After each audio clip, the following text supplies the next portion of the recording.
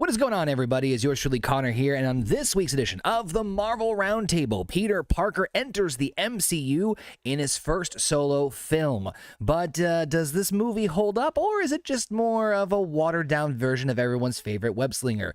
Join us as we talk about this week's installment of Spider-Man Homecoming right here on the Marvel Roundtable.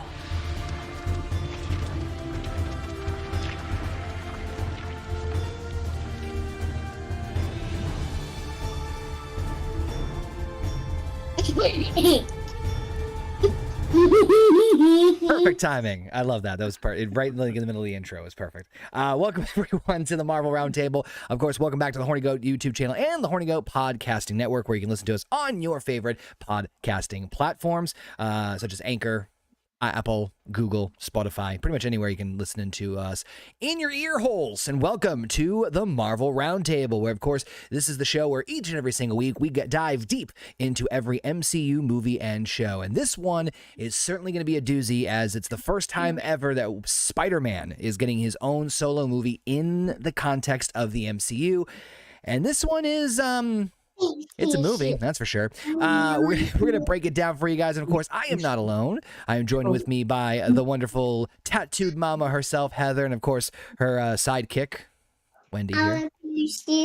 Who wants to do nothing but play rock, paper, scissors?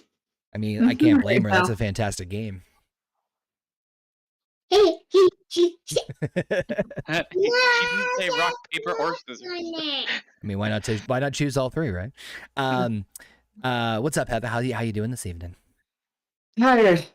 Getting close to finishing up unpacking the house finally. And playing infinite hours of rock, paper, scissors from what it seems like. Yes, or watching the same A for Adley video over and over and over again. The joy of childhood is that eventually you can just recite the videos they've seen over and over again by instinct, and just, yeah, been there, done that. So I definitely, and I appreciate being on here. Go back to FGTV though, because at least I can sit there and listen to Granny's house once in a while. You just go back to this phase if you could. Yeah. Of course, we got with us everyone's favorite bear from upstairs. We got Canadian Basement. What up, Basement? What up? Yeah, I mean, I know to an extent what you guys are talking about. I hung out with my nephew this weekend for a bit, and that little motherfucker is messed up in the mind. It's like, I love running in a circle in the most dangerous place I could be, infinitely. Apple doesn't fall from the tree, huh? I did the uncle tree. But we also had a tornado here, and Jesus. I know it's out of nowhere. We don't know that kind of shit. The town where my sister lives close to got absolutely fucked. God damn. I think they're still without power. Ooh, jeez. Well, as long as they weren't like too bad of a shape, that's well, you know, better that than anything else. And to segue into Homecoming. Yeah, well, great little segue, yeah. Right? I mean, this is a movie about a kid. Yeah, exactly. But we also have joined with us this evening. I don't know if this is his first time here on the Marvel Roundtable, but if it hasn't, it's certainly been a while. We got Monsieur Bobbit with us. What's up, Bobbit? Pretty good. Been playing Forza Horizon 5. And fun fact, I played rock, paper, scissors by myself, and I somehow lost. Same. That's also the same thing with me. It happens. There's a lot of things that I play with myself with that I lose. That's a soundbite that didn't need to happen. So, well, it's out there now. Were you running, Bobbit? I think I was. Scissors. It's those damn scissors. It's the damn scissors. We got also our wonderful people joining us in the chat. We, of course, got Tim. We got Paul. We got Federico, Alpha. And I think that's all the big ones. I think that's all of them now. We might have some others, of course, popping in. So appreciate everybody coming in here. So, of course, I'm going to throw this out in the chat right now. Spider-Man Homecoming is indeed a thumbs up or thumbs down. This one is going to be a doozy. And it's funny because I was talking a little bit here before we got on here as far as this movie, and this is obviously it's a more of a big deal in the sense of what it means from behind the scenes, and I think what it means as far as in the context of the MCU. And we'll talk a little bit more about that obviously when we get into you know, the pre-production stuff and kind of the behind the scenes thing. But of course, the first question I always ask is, generally speaking, how do we feel about this movie? Just, before we get into the thick of things with the plot. And I was saying this to Bobbin in Basement before we hopped on. Heather hopped on just a little later afterwards. But I said the best way I can describe it, at least for me, is Spider-Man Homecoming is like Nickelodeon presents Spider-Man. As far as like the tone, the writing, and the overall atmosphere. I am not saying it's a bad movie, but I just kind of was like, okay, ta-da. It definitely does not have the epicness of Spider-Man's previous. I really want that gladiator thumb in the middle instead of thumbs up or down. On this one. Yeah, right there. I've given a solid meh. It's not bad, it's not good. The problem is you're looking at now, this being what, the sixth? No, yeah, sixth Spider-Man movie? Yes. If we're not counting the animated movie. Right. If you're not counting, so of course there was the 3 with Tobey Maguire, the Sam Raimi trilogy. Then you had the 2 Andrew Garfield movies, and so this would technically be the 6th live action Spider-Man movie. Yes. 3rd Spider-Man, 6th movie. I feel you on the Nickelodeon aspect of it. It's a very like, here he is. type deal. Yeah. But prior to this, I said it's Spider-Man in unremarkable, because the movie doesn't really stand out anywhere. There's certain things that are good, and actually, there's certain things I really like about this movie that they've shied away from now with Marvel movies. But we will get into that as we go along. Also, Tom Holland, half the time he's just voice acting, if not more than half the time. So, like, the thing with Tom Holland, and we'll get more into this once we get to the pre-production side of things, is that, like, obviously a lot of people from the behind the scenes, like, shit their pants when, and we talked about this on Civil War, in terms of, like, hey, this is a big effing deal. And it's not that Tom Holland himself was, I don't think he was bad, but I think, kind of like you said, as far as, like, it's not the amazing Spider-Man, it's the unremarkable Spider-Man. And it's the most naive fucking human. Like, I get Spider-Man's supposed to be a bit naive, but this is like, he would follow like the big, like, it could be fucking Jared from Subway, luring him into the back alley, and then motherfucker would be like, okay, Mr. Jared, Mr. Fogel. I applaud them in some ways for taking a very different direction with Spider-Man than we've seen him in. So I sort of get why they did it too, to kind of cover their asses. You know what I mean? But Heather, Bob, I mean, generally speaking, what do you guys, without going into too much detail, your thoughts about Spider-Man Homecoming? First, Bobbit. Okay. For a starting movie, as far as the Tom Holland trilogy goes, it's okay. Like, I see what y'all are saying about the Nickelodeon presents part, and I would agree with that 100%, considering the direction they went with the other two.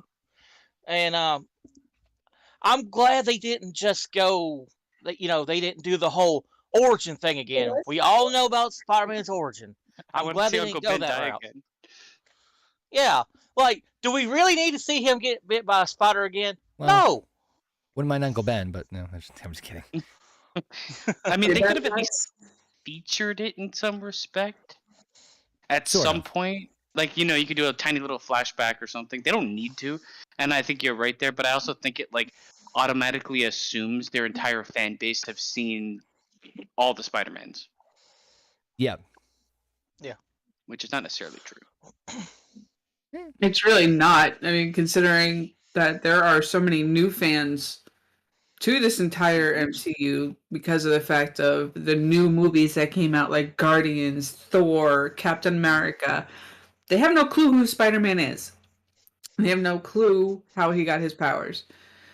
Which is why they should have just fucking sat there and said, Tobey Maguire's movies were part of canon, so we wouldn't have this issue. We'll get there. Did they legally do that, though? I don't know. What? No, they did not. Otherwise, we would have watched those instead of these. Could they legally do that? I don't know if there was some other cookie, hands in the cookie jar. Spider-Man, all of Spider-Man properties owned by Sony. Yes. At that point. The movie, there was like something worked out with this shit where it was like, we'll go halfsies. Yeah, I'm going to get into that. I have the whole notes about that. And of course, we want to hear your guys' thoughts on this as well. So we'll be checking the chat periodically through this. Tim just said really quick in the chat, the other problem with the Spider-Man in the MCU is that they retcon the origins for Spider-Man helps now that they've brought in the two others into the universe, but at the time it was just stop redoing the origin story, please, and stay consistent. So it is kind of, I think, a double-edged sword in that aspect, because on one hand, like, I get it from like the movie studio perspective and considering this deal and honestly the specifics of this deal. There's even an aspect of about this that I didn't even know about, which is, and I'll get into it later a little bit in a minute, but long story short, both sides of the deal could have dropped out at any point in time. Literally, they could have stopped and be like, hey, we're out. And that would have been the end of it. So taking that into consideration, that like literally have to be like a point of commitment though for who's featured in this movie at some point, and a plot point that they take.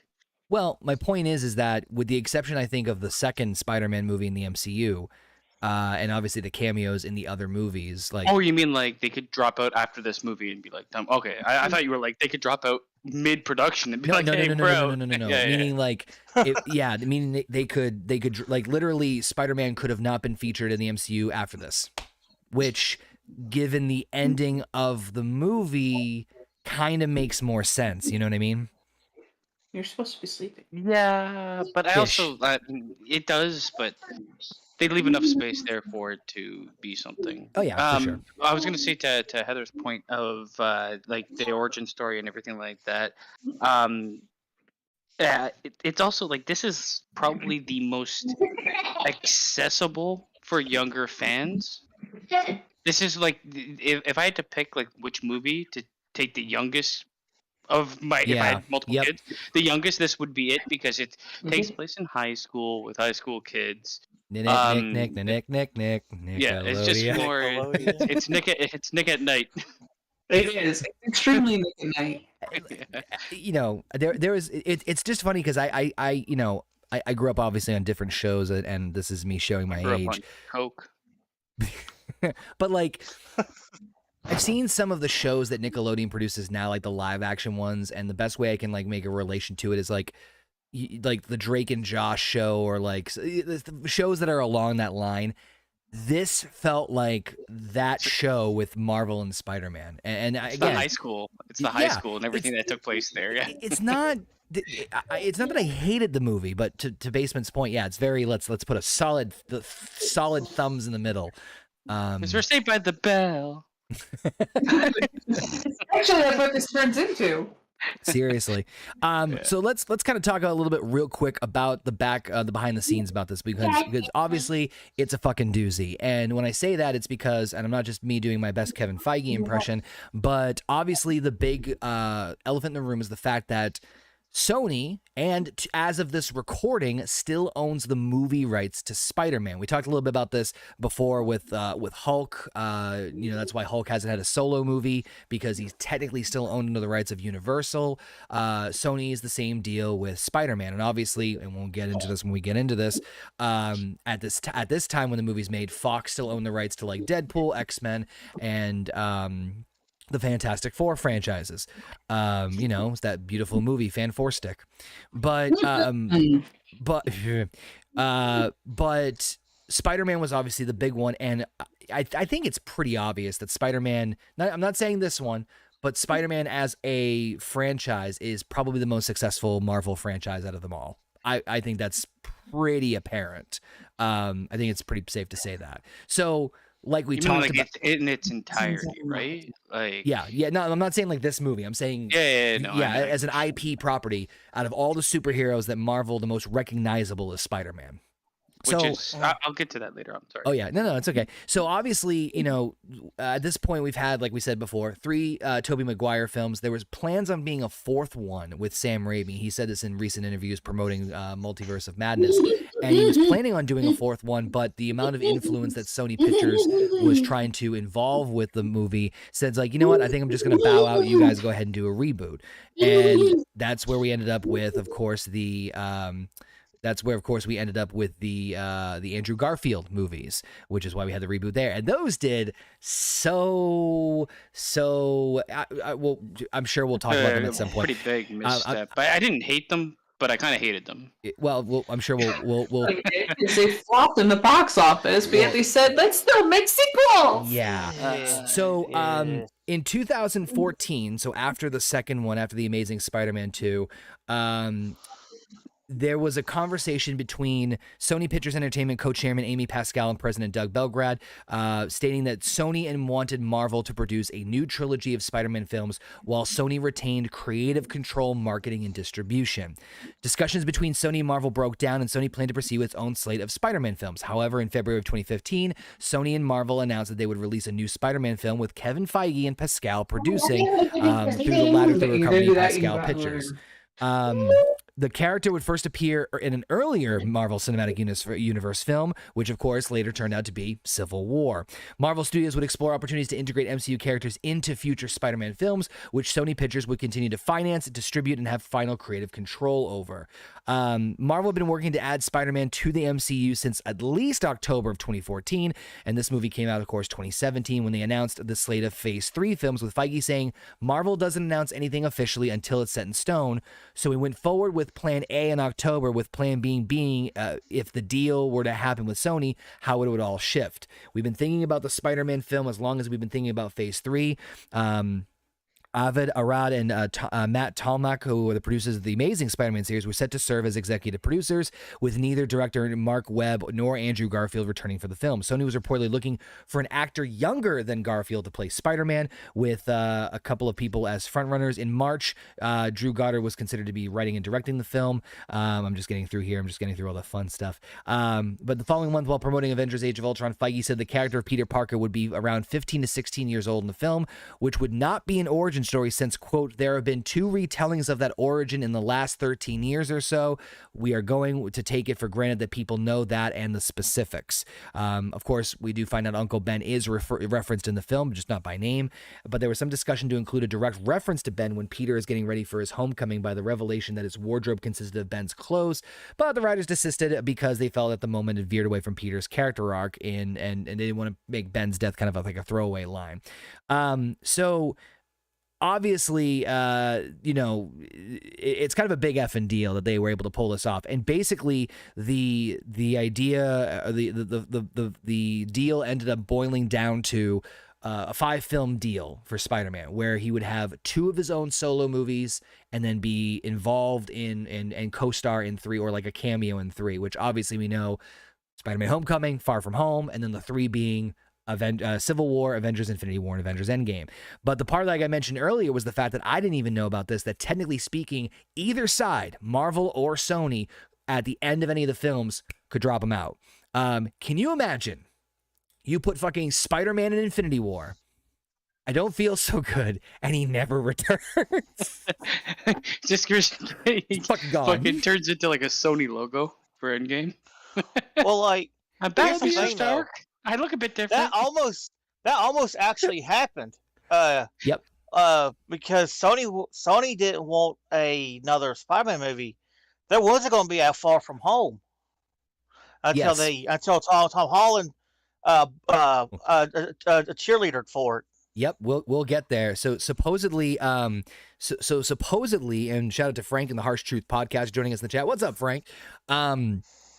The best part was, and we'll get to this when we get to this, but like Bob had just said, Far From Home was supposed to be the last time we saw Spider-Man in the MCU. No Way Home was not supposed to happen. And it wasn't only because of just, fans going after it. And no joke, I'm pretty sure this is the case. I'm pretty sure Tom Holland called Kevin Feige drunk and said, I want this to happen, and like petitioned very heavy. So drunk phone calls apparently can make magic happen in Hollywood. But we'll get to that when we get to that. But let's talk about Spider-Man Homecoming itself, the actual movie itself. So, and this is something I haven't really talked about before. It actually did extremely well, obviously, in the box office. It grossed over $880 million worldwide, becoming, at the time, the second most successful Spider-Man film, and the sixth highest grossing film in 2017. Of course, it did receive praise for the light tone and focus on Peter Parker's high school life. Performances, of course, particularly of Tom Holland and, of course, Michael Keaton. I'm so happy to see him in this role. We'll get to that in just a second. Talk about that for sure. Oh, yeah. But let's start off the way... I think he was the savior of this movie, but we'll get there. You know what? I could, you You know what? took the words out of my fucking mouth. Yeah, I think you. Yep, I cannot disagree with that. So the Wait, movie before actually. you start, am I the only person that was fucking confused with the names of these fucking movies? Like, I couldn't tell which one I was trying to watch. I had to IMDb this shit because the names are Homecoming, Far From Home, No Way Home. Like, they could be in any order, to be honest with you. So you got a new Spider-Man for me? Yes, sir. That's why when I sat there and told Bobby what we were watching, I just put Spider-Man. I didn't know which one it was. Yeah, I'm telling you. I had to fucking IMDb to be like, which one came first? Homecoming. I mean, that makes sense, right? Wouldn't that be? That could be the last. I know it could. Do you have a Spider-Man movie? Yes, sir. I do. It's called Homecoming. Oh, so we just decided to keep the home thing. That's cool. 60%. 60% of the time, alcohol works 100% of the time. Yep. I just hope the next trilogy, they actually have better names for these movies. The couple of things I just wanted to point out before we get too deep into the plot is a couple of things that obviously, we've talked about before in terms of differences from the comics. So, one thing that I kind of appreciate about the film is that we did not, and we kind of talked about this a little bit before in terms of the back and forth with it, how the pros and cons of kind of approaching Spider-Man in a different way that we've seen so far as live action films. I'm glad they went with the choice of villain, and I'm also glad with the choice of how the villain was made. Because in the comics, the Vulture is not. It's still Adrian Toomes, but the origin story and the powers are vastly different. And this is obviously not the first time that the MCU has veered away from source material, nor will it be the last. But I will say that just bigger picture, like I know some people are like, it's not comic accurate. I didn't give a shit. I still think that this. If it was, it would be worse. Oh, yeah. It would be because already, we're looking at like superheroes, yes, but they're also being worked into like the real world to an extent, right? This is post. Yep. This is post what happened in Avengers, right? Yes. So they need to work it into something that's bigger than that. And if they had come up with this like fucking comical vaudevillain-esque type shit, then it's not gonna work. And so I do like. I'm with you 100%. I like what they did. I did want to ask, like, this picture you have of Spider-Man in the fucking thumbnail. Why the fuck is he wearing a yellow coat? There's a scene where he is not wearing a yellow coat ever. No, he is. It's part of one of their field trips, isn't it? Yeah, I believe it was the scene. God damn it! I have to make me do shit and look things up. I mean, I watched the fucking movie. Maybe this is the time when I blacked out. I believe that is. I think it was. No, it's when he's trapped in the vault. This is Thor's helmet all over again. This is what? Yeah, Thor's helmet. Yeah. It's I mean, his, but 90% of the movie's not fucking wearing it, so it's weird to feature it. It's his it's the decathlon jacket. Oh yeah, I did actually. This is where I fell asleep. Yeah. Frank does said right here the first Garfield movie was pretty good. The second one was a disappointment, though. 100% agree with you, and I'm sure we'll talk about those when we get to other. I would like Garfield as the choice. Well, Peter Parker. That's gonna be I think that might be just a Spider-Man movie episode we might do later. But the film opens up in New York City in the relatively shortly after the Chitauri battle from the first Avengers movie. Salvage worker Adrian Toomes, played by Michael Keaton, is showing his coworkers a drawing that his daughter made of the Avengers in action. I do like the idea of I used to draw cowboys and Indians. It's like it's Native Americans now, but never mind, whatever. They proceed to work on taking the What's that? Is what he's like. She's got a future because it doesn't look like absolute shit, even though it kind of does. They proceed to work on taking apart the Chitauri Leviathan and gathering any tech they can get their hands on, but not too soon after, a van from the U.S. Department of Damage Control arrives. Anne-Marie Hogue, I think I'm saying that name right, orders Toombs to shut down his operation and then adds that they will be confiscating all of their findings. Toombs, of course, protests and even punches a damage control agent when he makes a snide remark to him. Hogue then, of course, reasserts her and demands to Tomb that he give up his work. So after learning that Tony Stark, of course played by Robert Downey Jr., is behind the damage control, Toombs gathers 3 of his co-workers, Jackson, Herman, and Phineas, yes, there's actually a guy named Phineas, to continue their work and gathering Chitauri tech regardless of what they are told. And we then flash forward to 8 years later with Toombs and his guys are still at it, with Toombs using his Vulture suit to bring in a bag of Chitauri power core. So this is a big thing with fans as far as this. First of all, generally speaking, as far as a setup, I think this is extremely clever. Good way to humanize a villain.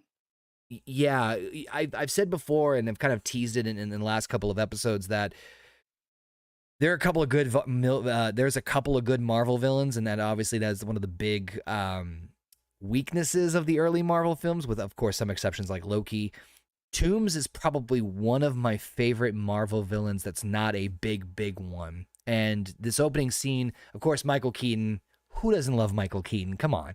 But on top of that, it's a very, like you said, it's a relatable villain. It's someone that you can understand. Oh, yeah, this guy was basically just out of a job because Tony Stark came in. And amazing how many fucking villains Tony Stark can make in the MCU, huh? Even when it's not his franchise.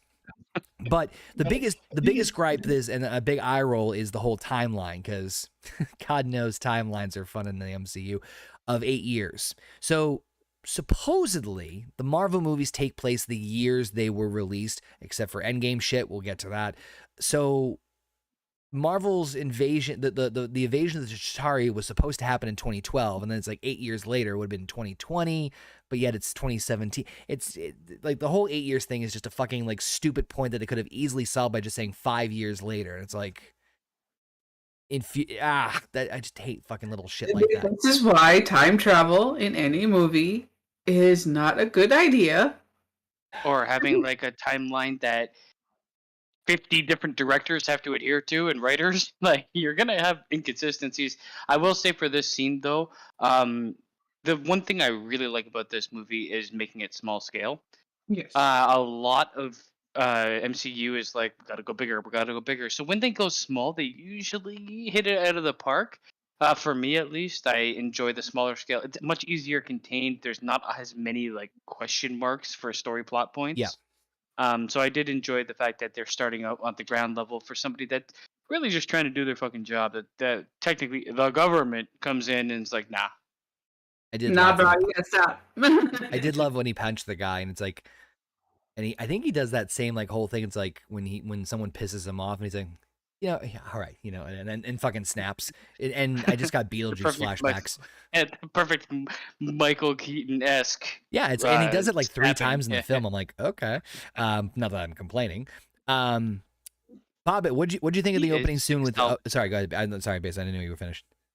No, I was just to Frank's point. He's a poor man's Tony Stark. I wouldn't say I think he's more of like he's not necessarily like the brains behind what they're making, though. No, he's not. No, but he's involved in Phineas the guy or whatever. He draws up the schematics off of what has already been mathematically solved. Hey, I mean, he does have. There's definite parallels to Tony Stark, but not. I wouldn't draw the line of being a poor man's Tony Stark. I can see a lot of the I do see a lot of the resemblances though, in terms of like the character and like the similar path. I'm not ignoring that though. I think that's actually a pretty decent point. Yeah. No.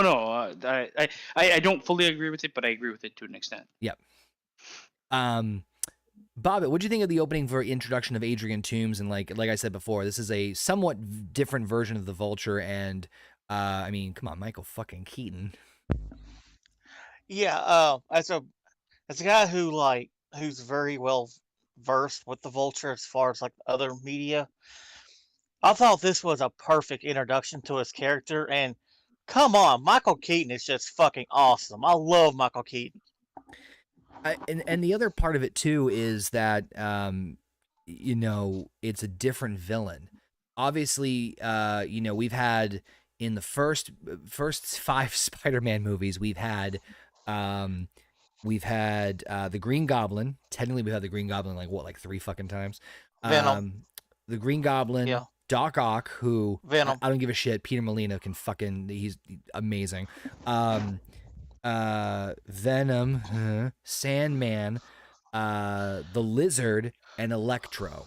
Yeah. And Spider-Man has, I think, the widest variety of rogues galleries, almost like to like Batman level.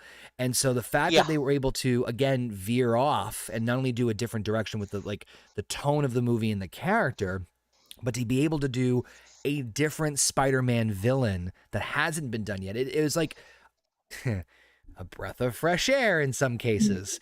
100% Stealing your needed line, to Heather. happen for this movie. What's that? It 100% needed to happen because Yeah. we've seen the story before. Yeah. We We need have. to have something new. We have seen this story so many times before that it needed the different villain, and the fact that this villain is actually more humanized. He is Doc Ock levels as far as being humanized and the reasons behind his villainy Mhm. than the other ones. I mean, between Doc Ock and Sandman, as far as humanization for Right. a villain. I think arguably Doc Ock gets like contaminated by that brain implant Yes. they give him, more than like him deciding to kind of break bad, which is what Michael Keaton does. Yes, but also with Doc Ock, he was trying to. He was also dealing with the grief of losing his wife. And he was obsessed with his work. He was susceptible, and it kind of like was the perfect storm. Exactly. But I will wanted also to ask say, you guys. Sorry, go ahead. I will say Michael Keaton is also my favorite Batman. So to see him to jump between DC and Marvel, and I think he's going to be going back to DC here with the next one, Yep. next Batman movie coming out. He's going to be old Bruce Wayne. Yep. Fucking love this man. Let's not discredit multiplicity. One of the only few people who can dominate both DC and Marvel. And at the time of this recording, the Thor Love and Thunder trailer just dropped, and we saw what's his name, Christian Bale as Gore the God Butcher, and I am very excited for that. So he might be the next one in line, but we'll cross that bridge. Batman. Well, yeah, I was gonna say we'll cross that bridge. Why do you want to kill me, Thor? What did you guys think of the actual Vulture design, the suit they had? I actually really, really, really liked it because it's not a perfect, sleek design thing. It's something somebody would build in their garage. It's a mechanical mess, and it's beautiful. It did look like a salvage. Like, I mean, practicality wise, the thing looked like it weighed 5,000 pounds. Yeah. But I mean, I mean, it makes perfect sense Yeah. for their line of work, right? Yeah. And it also has the like helicarrier fucking fans, right? It looks bootleg. It does look like they've taken pieces, but they're fucking taking pieces of what they've salvaged and turned it into that. Yeah. So That's what I love about it. Exactly what he did and what he had to do, so it makes sense for it to look like that, which makes it actually perfect continuity for a Marvel movie. I know. Yep. Finally, they're doing things right.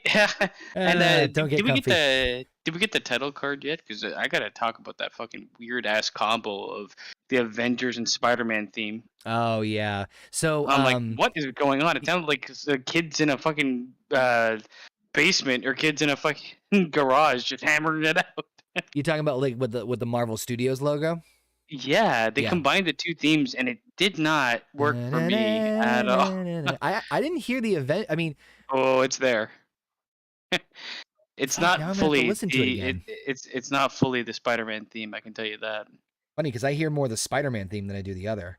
Yeah, I mean, it's but higher pitch. I'm not taking that away. It's definitely like of a higher, but I don't. Maybe I heard it wrong. It felt like a combination of the two, where the Avengers theme is very, I mean, or like that makes sense. it's very like low, but it's part of it, which makes like the actual music sound a bit. I also weird. don't know if you noticed this, and maybe this is just a little Easter egg thing that maybe it's a fuck you to, or like a nudge or like a Sony trying to like puff up their chest a little bit. But did you notice that the Marvel Studios logo was separate from the Sony Columbia logo? So like when they start the movie, it's like Sony, Columbia. Then they did the Adrian Toomes thing, and then when it caught up, it went to Marvel Studios with the logo. They can never fucking work actually hand in hand, no matter how. No. Fucking dick like, we measuring can't- contest. It's only the fucking title opening sequence. It's like, if we're gonna go first, we're gonna have to have a buffer. I feel like it's like those two kids that like when they're shoulder to shoulder, but like one's putting the shoulder a little over the other. It's like that's what it felt like. But I just thought it was Fighting fucking... over the armrest on the airplane. Yeah. I just thought that was fucking a little funny. But anyway, so meanwhile, while it's all going on, we do see Peter Parker, played by Tom Holland, is recording a video log as he travels to Berlin with Happy Hogan for what is really Tony recruiting Peter to help him during the events of Civil War. Happy, of course, shows off the new Spider-Man suit that Tony made for Peter, which he gets obviously super excited about. He later records his fight alongside Iron Man and everyone on his loyalist side during the airport fight against Captain America and the other Avengers. Tony then brings Peter home in his limo, leaving him eager for their next mission. There's a couple of things here that I actually really liked. And again, this is the whole like Nickelodeon presents Spider-Man thing. I don't give a shit. I think the whole vlog thing was kind of, it was a great introduction because it reminded you that how much this Peter Parker is vastly different in the sense of he's a kid. And you got like, you see him like fanboying and freaking out. I did giggle when he like put the phone down. You just see his ass get flying over when he's getting tossed.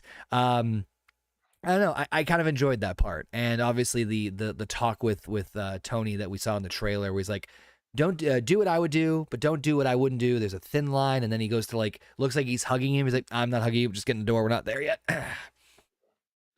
Oh, here, funny part is actually that scene. Tom actually thought Tony was going to hug him, so that wasn't scripted. That was actually ad-libbed in because you know, Tom Holland at heart actually is a child. Yep. Another thing to note too is with Tom Holland. Most of the time when it comes to actors, for roles, they'll do like screenplays and screen tests with scripts and stuff with just another person from the crew or whatever, reading the line and kind of feeding them to kind of get the react. You know what I mean? Nope, not Tom Holland. When he was getting recruited for the movie and for Civil War, he actually did screen tests with Chris Evans and with Robert Downey Jr. So rusted right into the fucking situation in the scene. So, but no idea what the fuck he was in before this, to be honest. Like some sort of what? That's actually a good question. television shows. Let me take a look while we're looking it up. But he was in Nick at Night. But the opening scene, the opening sequence of like before he did this. The opening for me, it was good, but it went on a bit too long. For the video log stuff, I would have cut like 2 of the video logs out. But other than that, I feel like the video log part of it too kind of like dates the movie. You think the video log you said dates it? Shortly after this movie released, the vlogs started coming back. Well, yeah, but what I'm saying is like it definitely will like remind people of a certain era. Oh, if they watch it later in their life. But at the flip side too, I mean, he is heavily influenced by Tony Stark, who is tech all the way. It's also supposed to take place during that era, so I mean, they make it pretty abundantly clear that this is supposed to take place in the year that it's made, which is 2017 or 2020. Sorry. I don't fucking know. No, I have no idea at that point as far as the timeline. But no, I didn't mind it. I think it just reminded us of the tone of I can't think of it right now. The tone of his character of who I think that might have been like, I mean, for me, like Tom Holland as Spider-Man, it's good, but at times he's just too fucking much. I want to strangle him alive. Why? Because he gets annoying after a while. There are certain scenes that are just like, yeah, like, I'm not gonna like. Too much of a child. Too much of a child. You're a little more mature than that. Well, I mean, he's dealing with mature subjects, and I like. There's times where he does get to like show some acting chops and try to be a bit more serious.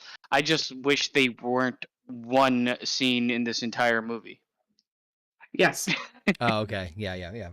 because the rest of it is like happy-go-lucky, nothing goes wrong, and I get that. Like there's kids are naive, but like he's supposed to be 16. You're not completely naive. I mean, No. a lot of fucking 16-year-olds are like depressed and shit. Like the fuck. Like all good teenagers. But no.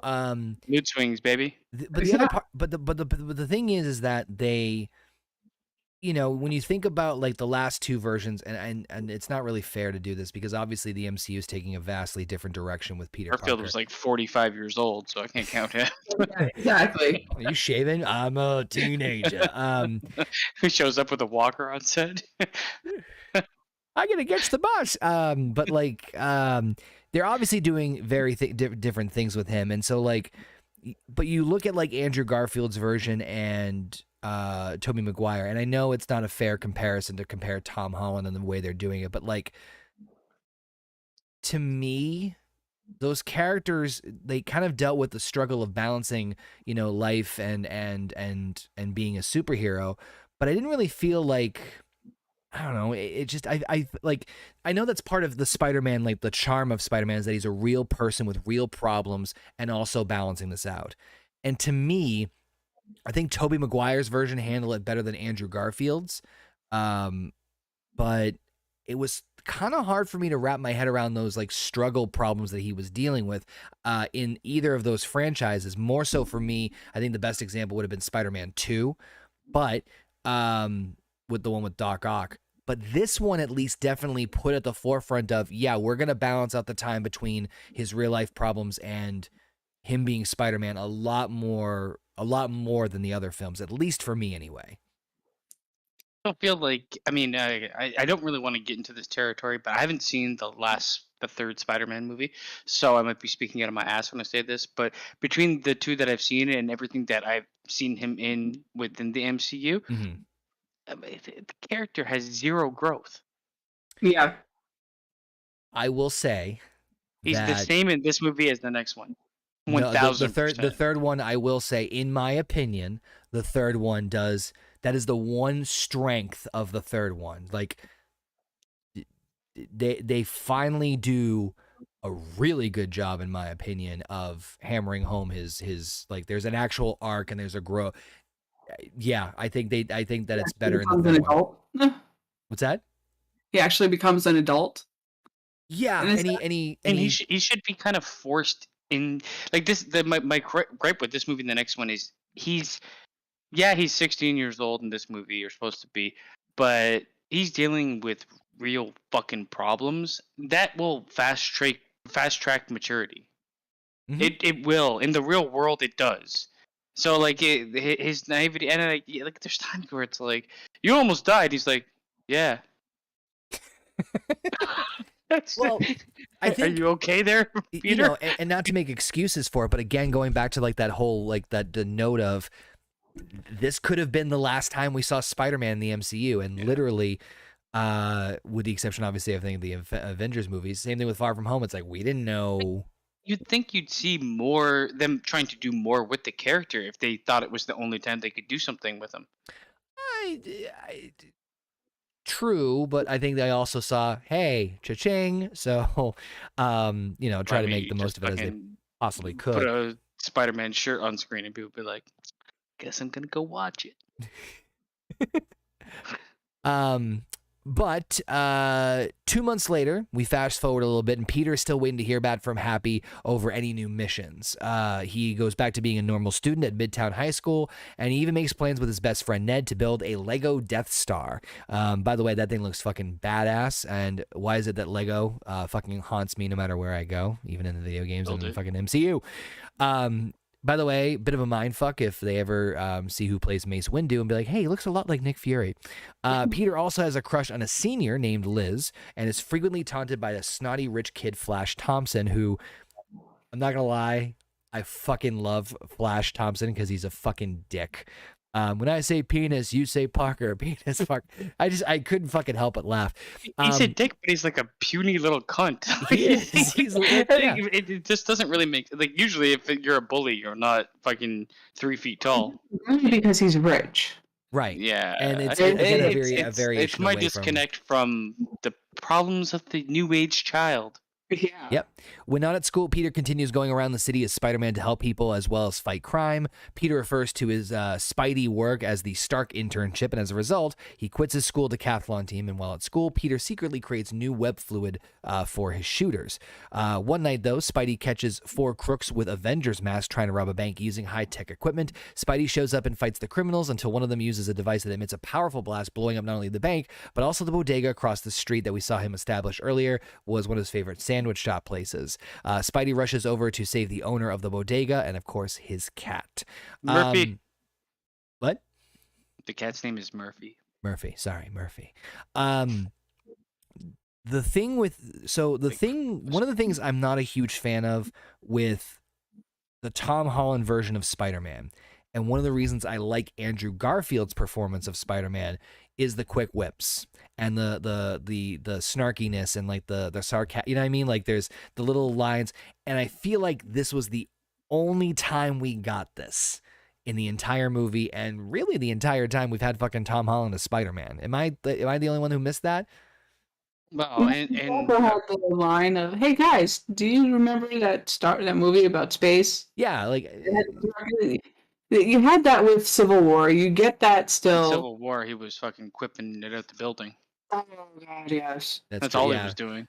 But I mean, in this movie, it's the only one. It's like, wait, you guys on the Avengers, Hulk gives it away, and then like, you know, that's what I think of when I think of Spider-Man. When he has these like little like one-liners or jabs and little jokes while he's fighting, and I think this is the only part of the movie where we get that. You know what? Andrew Garfield could have played this version of Spider-Man so easy, because have you seen Hacksaw Ridge? Yes. Where he basically is Down syndrome? like this happy-go-lucky, nothing's gonna go, like nothing bad is gonna ever happen. Like it's kind of like I get that kind of vibe, because I mean this guy doesn't give a flying shit about if people find out about him. He's making web fluid in school. He's taking off clothes in the back alley in New York. What the fuck? Right. There's definitely gonna be people there watching you. Oh, my backpack's gone. It's the 5th one this week. I know. Like he's 100% lost his like secret identity immediately. Bob, but what do you think about the so far going into this with like the setup and the way that Tom Holland's version of Spider-Man is kind of coming across?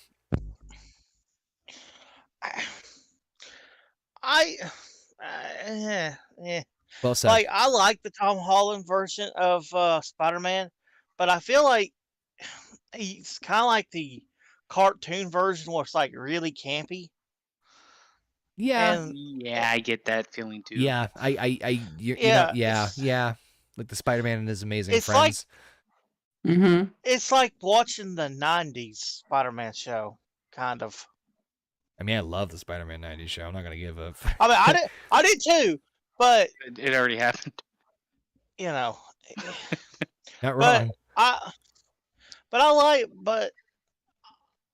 I like how he portrayed himself in the movie.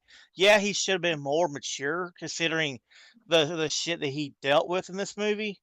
But and like Mason said, he's changing clothes in a fucking alleyway for some weird reason. In broad daylight, yeah. It's just At Climb least the building, change on the well- top. For fuck's sakes. Well, like the Tobey Maguire one, he did it at the Daily Bugle.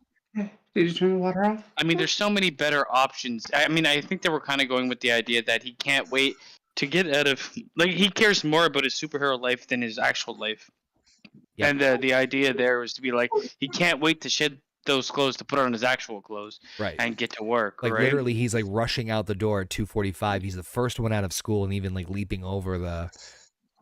He's excited to be Yeah. an Avenger and wants to be an Avenger. And Well, I mean, I couldn't tell by the 5,000 messages he sent with no response. I'm not gonna lie, that was fucking funny to see. Like he like messages to Like Happy. a He's like, weird stalker. it's Fucking me, creepy, it's Peter, Parker, and then like he scroll through and it's like Happy hasn't said shit to him. I mean, there's parts of that I like because he's obviously looking for like a father figure throughout the movie, and this is why I think this movie would have actually worked better with them actually touching on that origin for Uncle Ben and stuff, and like maybe doing a bit more, I don't know how he died in this one. or at least like doing a bit more like a deep dive into him instead of just alluding to the fact that he is furiously looking for a father figure. Maybe like give him a bit chance to work his acting chops Well, and make yeah. people feel a bit more for him than just. I feel like he's drawn on with crayon at this point. Like he's not a real fucking character. He seems like an add-on to the MCU. He almost seems like he's almost Ant-Man-esque to me, which he shouldn't be in my mind because, like you said earlier, Connor, Spider-Man is probably the biggest property that they've had. That you think they're gonna do more with, but I don't know about that. I get why they went that way because They don't know if they would. It's uncharted territory for both of them, right? And really, if you think about it, I could be wrong. Frank would probably know better than I in the chat, and I did. Superman also really didn't change. He took off glasses. I did giggle at that, but also Superman changed at light fucking speed. Yes. But anyway, I'm not gonna get into semantics. But Frank might know this better because I know he's more of a movie buff than I am. The situation with like the Sony IP of Spider-Man and kind of like lending it to Marvel Studios or a relationship or deal like that, to my knowledge, has never happened before in movies. So for them to do this is kind of like they're like kind of gently shaking each other's hands, and so I get being like hesitant to do a whole lot with it on either side because they didn't know how the fuck this was going to go down. Not in terms of just like whether they could trust each other or not, but whether or not it was going to be a success or not. You know, I feel like to some extent they knew that they weren't to be keeping Peter Parker's identity a secret for forever because it's just so it's the laziest part of this movie. well, The way that they like he doesn't care. He does not care. He's like, I gotta keep it from her, man. She's been through enough. You can't tell him, yeah, Aunt May. And I'm like, I mean, he does a great job of hiding. He does. Crawling on the rooftop and like, wearing his clothes constantly. Fucking dumb piece of shit. Well, speaking of which, in the next scene, Peter quietly returns to his room and through his window while not trying to let Aunt May, Marissa Tomei, know that he was out. He crawls across the ceiling and comes down to find Ned sitting on his bed holding the completed Lego Death Star, but of course he drops it and breaks it upon Ned's discovery that Peter is Spider-Man. Ned is shocked but also super pumped. Peter, of course, forces him to keep it a secret. Peter then later goes on with Aunt May to dinner. May is trying to get the Silent Peter and to get the Silent Peter talking, and Peter admits he's been tired out from the Stark internship, with May admitting to not being a fan of Tony Stark. They, of course, see footage of the bank robbery from earlier, and May warns Peter not to go anywhere near that type of chaos in the city. Meanwhile, the next entire day in school, right? Ned asks Peter tons of questions about being Spider-Man. They even watch a PSA from Captain America. Good old Chris Evans. During gym, and Peter briefly mentions fighting him. The boys then hear Liz talking to her friends about how she's got a kind of a crush on Spider-Man, leading Ned to blurt out in front of everyone that Peter knows Spider-Man. Liz then, of course, invites Peter and Ned to a party at her house so that Peter can try to invite Spider-Man. So this is where I keep saying it's a fucking Nickelodeon movie written all over it. It's a teen movie. Yeah, I was almost expecting. It's a house party where there's that one outcast that doesn't get invited until he does something cool or knows something cool. It's like 16 years old house party with a bunch of fucking Dixie cups and like that was the worst looking house party I've ever seen in my life. You got fucking DJ Dickhead. The whole time being like penis. I fucking love. Are you Flash. obsessed with I don't cocks? give a shit. Flash is my second favorite character next to fucking. I was expecting him to be changing in a comical way in the bathroom into Spider-Man at some point. Yeah. Because it's almost like every fucking movie like that. I also wanted to mention, in this movie, every single person wants that fuck Aunt May. Like to the point where it's a bit much. Like, it's like, don't worry, you don't have to pay for this meal. It's like, is she actually fucking everybody, and that's why she gets it for free? She's Yeah, that's where my consensus was. I mean, like, she's not paying rent, so I mean, I don't know. Yeah, well, she's definitely fucking her way through New York. Frank did mention in the chat real quick, and I forgot to mention this aspect of it. He goes, yes, the Sony leak made it happen. They were in discussions but weren't making much headway. When WikiLeaks revealed emails between Sony and Disney Marvel, it made public that they were in discussions after a couple of years of both sides denying it. So, I mean, there were talks, obviously, but, you know, in terms of like a borrowing of a property amongst movie companies, I don't think there's been anything like that.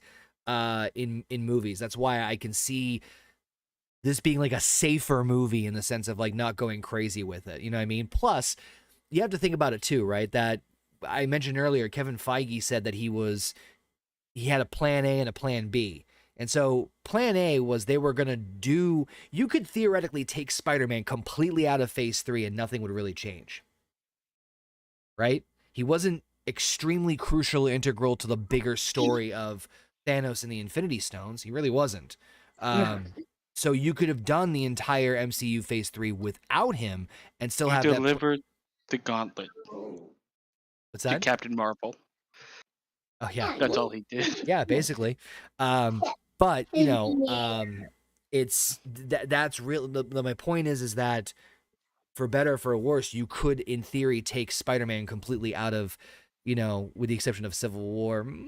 Actually, even in Civil War, you could take him out and still have the same core crux of all the stories that you needed to get to where you needed to go. You're only there for the fan service part of it, the story, to be honest. More or less, so yeah. I mean, like I said, No Way Home does a much better job, but again, Alpha. Well, even the second movie doesn't do anything with this guy. That's why I'm kind of like frustrated with him. Because this movie and the next one is like, hey, have you seen Spider-Man Homecoming? Here it is in Europe. Yeah.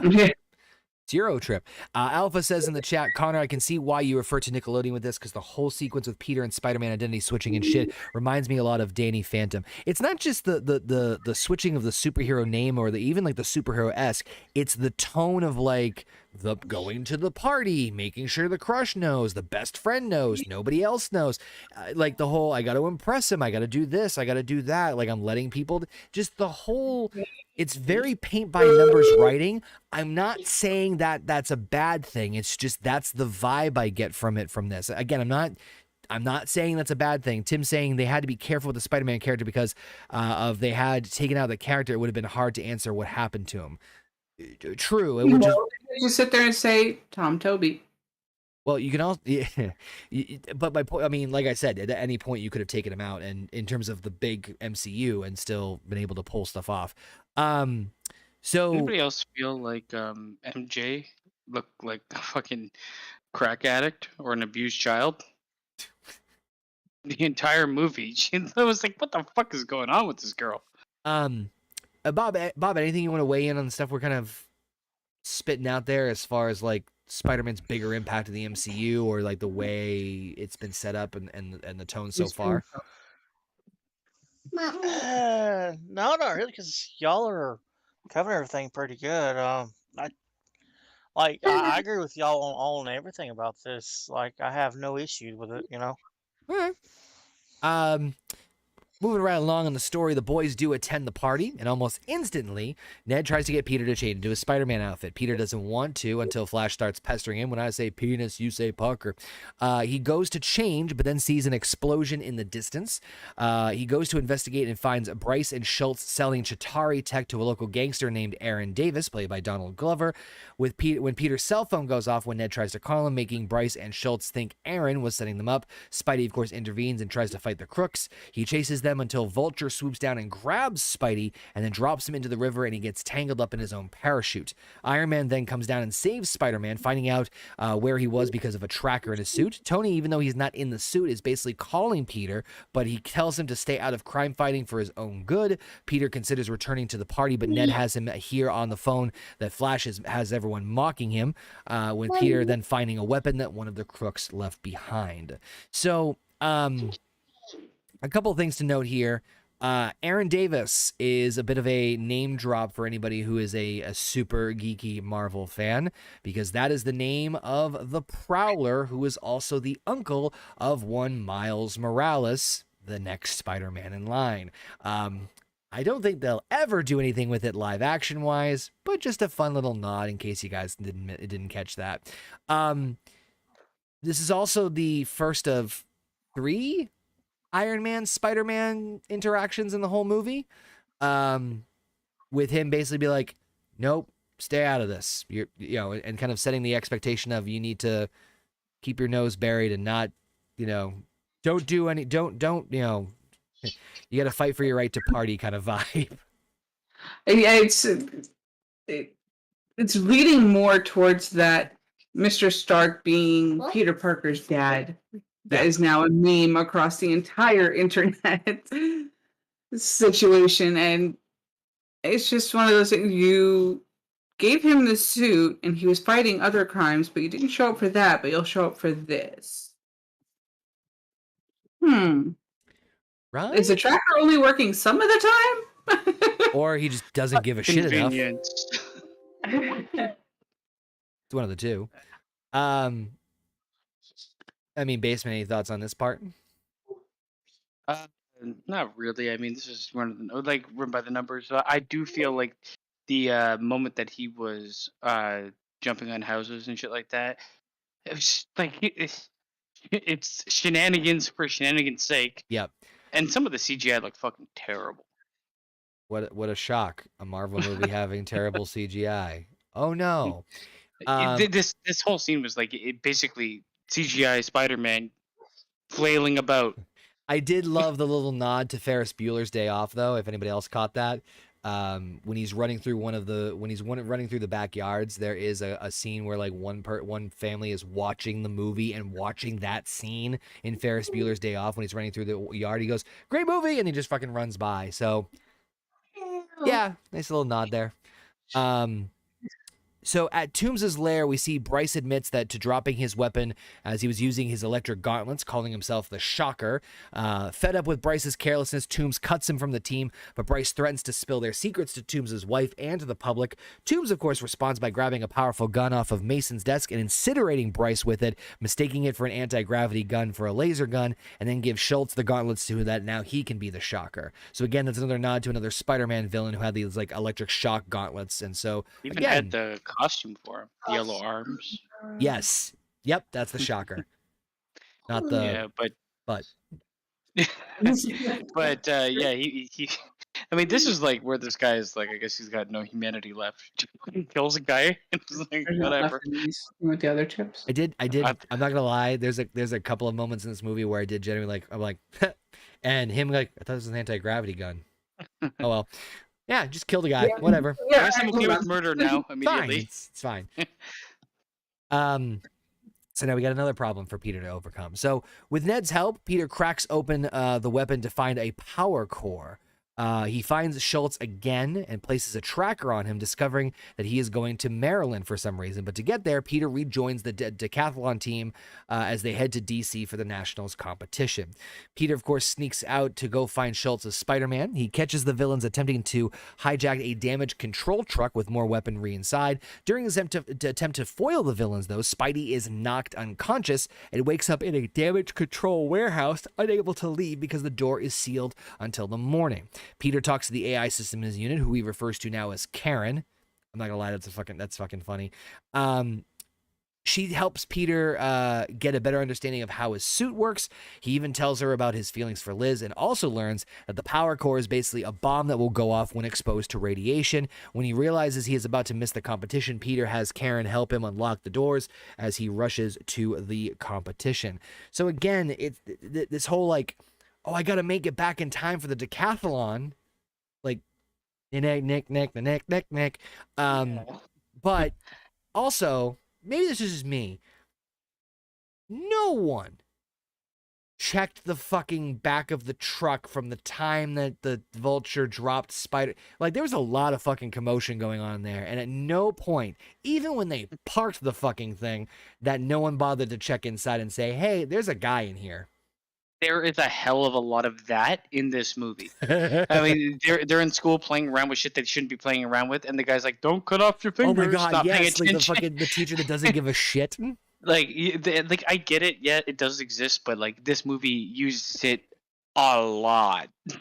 Yeah, I mean, Yeah. Again, comic book movie, and I'm kind of I shrug it off a little bit, but at the same time, it's like, come on, like This is the fourth time that this has happened, and we're not even halfway through the movie. He knocks himself unconscious, so he's not moving. So you mean to tell me that no one checked the cargo at any fucking truck stop station when you're supposed to do a weigh-in station for like a lot? I was just like, come the fuck on. It's a bit too much of a stretch. You can stretch, but Now you're Stretch Armstrong. The Shockmaster. Yeah, at this point, you're stretching just to sit there and try and make it more dramatic than it actually needs to be. Gotta get back to And that decathlon. you're making your team seem like a fucking set of morons at the same time, including yourself. Well, this is 100%. You written know what's for sad, Nickelodeon. though, Connor?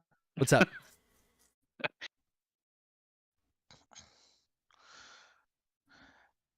The Bobbitt, are you alive? I Are think. you okay Yeah. with that, BB-8? oh, sorry. Can you hear me now? Yep, you're good. Okay, sorry. But the guards in Metal Gear Solid pays more attention, and they can't tell if you're a cardboard box or not. Fucking no exclamation points over their head. What?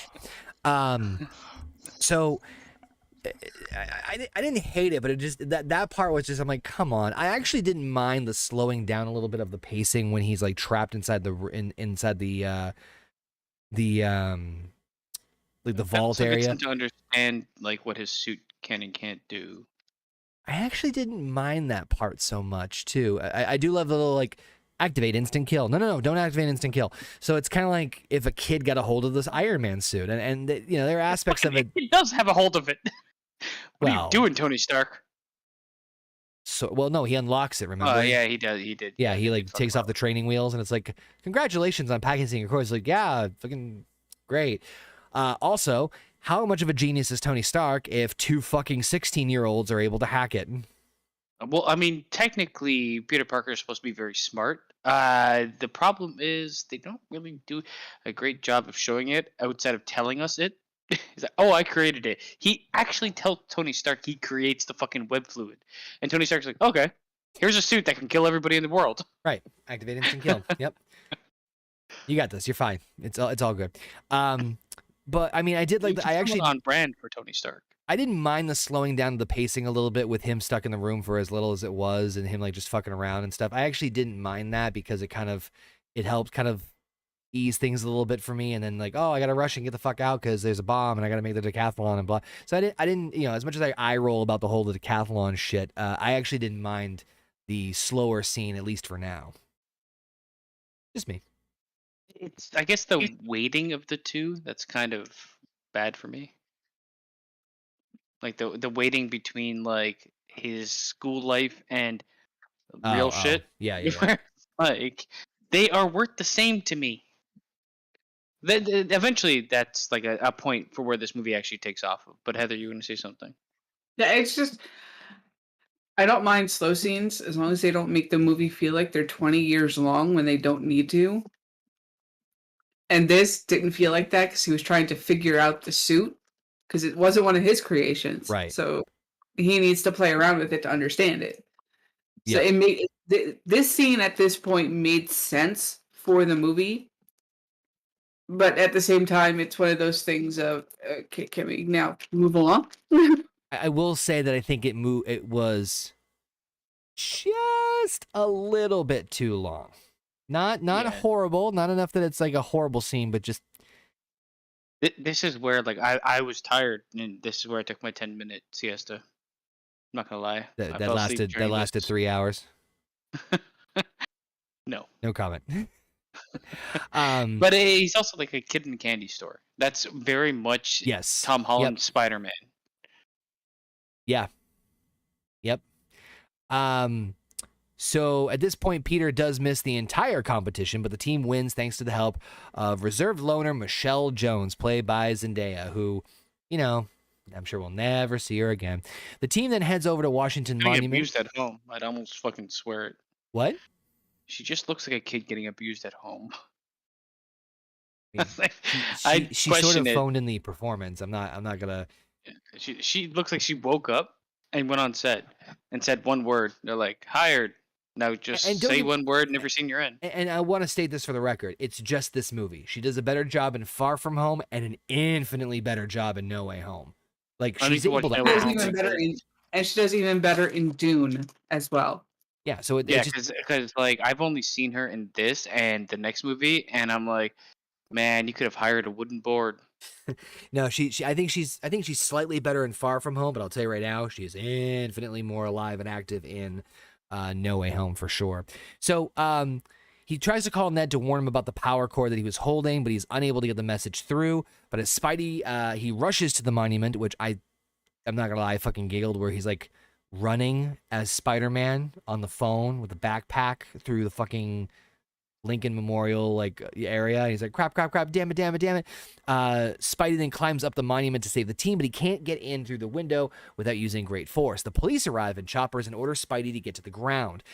Against their orders, Spidey leaps over the choppers and swings from the bottom. He breaks in and tries to hold the falling elevator with his web.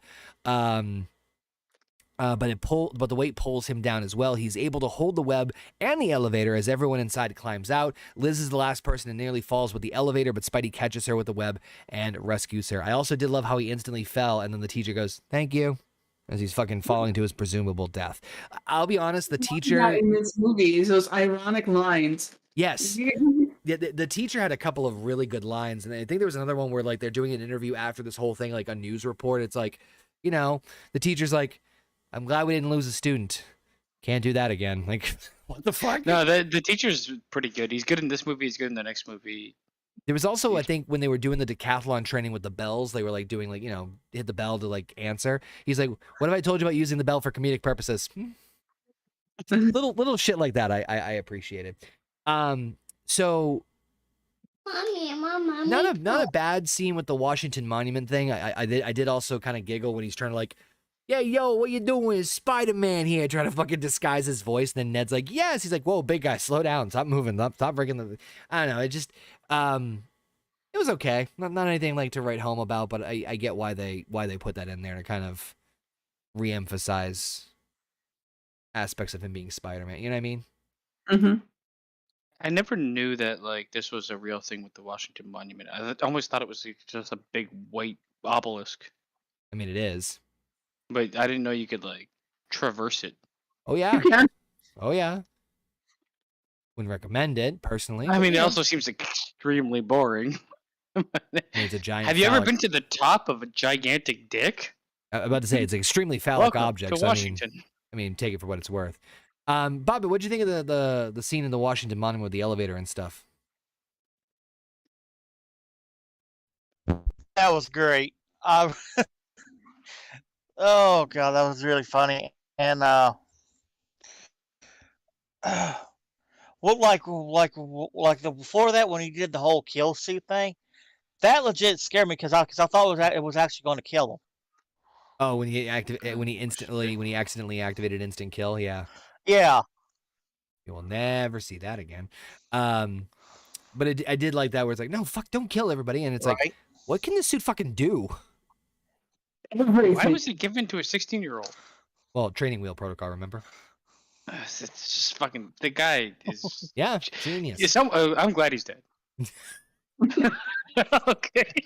Because it was only a matter of time. Oh god. So back in New York, Karen reveals that the Spider-Man suit records everything that Peter has seen. She gets a visual on Aaron, and Spider later finds him in the parking garage with the interrogation mode, which again, another cute little scene where he's like, his voice changes. He's like, "What do you do? Like, tell me right now." He attempts to interrogate him and find out why he's trying to get the tech from Toombs' goons. Aaron says that he was trying to get him out of his neighborhood. He figures that Spidey is new to being a hero, but he tells Spidey that Toombs is meaning to gather more tech at the Staten Island ferry later that afternoon. Sorry, what were you saying, Basement, about the whole interrogation scene? Christian Bale. Even he's like, "You're not good at doing this, are you? And you're not new to this." Oh, my apologies. I forgot to also mention this earlier on in the movie, or earlier on in the recap. Our wonderful Stan Lee cameo, which is, I'll be honest, this is one of my favorites so far, where Spider-Man thinks he's stopping a carjacker, but it turns out he's like breaking into his own car because he locked the keys in there, which sets off a car alarm, and then everybody's yelling and screaming, and then Stan Lee just pops his head out of a window and starts yelling at people. And him and fucking Margaret or whatever the fucking name was, they were getting it on. Oh yeah, oh yeah. Yeah, you could tell. Just cute. I just like that scene. So It's a New Yorker. I'm trying to watch my stories. Shut your Yeah. fucking mouth and leave me the fuck alone. Margaret, how you doing? This is also a guy that could change into a costume in an alleyway where no one saw him. Literally, But he the lost whole his fucking backpack city that was- awakes. He lost and his backpack that anything presumably else happens. he lost his backpack that had presumably some form of identification linking him to being Peter Parker, with his clothes in there that just happened to be surrounded by webbing that nobody bothered to look into. Why would this child? And why would you? I don't know. I don't know. I'm Let's not- get back to doing the dumb stuff. So on the ferry, Toombs is meeting with another criminal named Mac Gargan. Spidey, of course, gets a call from Tony, but he lies about what he's up to. Spidey then spots Schultz on the boat, but sees Toombs and doesn't realize that he is the Vulture. He swings in and incapacitated Gargan and his goons. Toombs tries to use a weapon on Spidey, but he holds it down with his webbing. This backfires since the weapon becomes unstable and splits the ferry in half. Spider then, of course, tries to hold the ferry together with his webbing, but it's not strong enough, and it continues to still split. As Spidey looks on and holds on as much as he can, Iron Man and his little drones show up to put the ferry back together and save everyone. Spidey then retreats up to a rooftop with Iron Man finding him and chews him out for not listening to him and lying to him about what he's doing with the suit. And of course, the fact that he said he wouldn't listen. And then Peter taking the time to put the blame on Tony for what happened with the ferry and not listening to him about the Vulture in the first place. But Tony steps out of the suit this time and reveals that he did in fact listen to Peter as he sent the FBI on him on the same ferry that Toombs was on. He goes on to remind Peter that while nobody got harmed, if somebody did, it would have been all on Peter's shoulders. Feeling that he is unworthy of it, Tony demands that Peter give him back the Spidey suit. Peter, of course, pleads with Tony, saying that he's nothing without the suit, to which Tony says that he doesn't deserve it if he's nothing without it. Peter has failed to convince Tony to let him stay with the suit, so he goes home to Aunt May completely dejected. He gets on him for not answering. She gets on him for not answering his phone all day, even going to the police to find out where he was. She also knows that about him skipping detention and school earlier that day, that he missed out on the decathlon competition in Washington, and sneaks out of the house every night, demanding an explanation. He admits to getting fired from the internship. So this is the Explain anything. shit hits the fan moment, right? Yeah. Yeah, I'm glad he's dead. It's like, well, this is the one point where Tony's right. It's all fucked now. I mean, I feel like Tony gave. I don't know, man. Tony's not necessarily 100% Huge right. with this. responsibility to begin with, yes. But Tony much is responsibility, counting I on know. him being smart enough to understand that it's not the suit, it's the man in the suit. I mean, that part, yes, and I feel like they do that, especially with him being like not in his suit the first time, and then actually showing up the second time.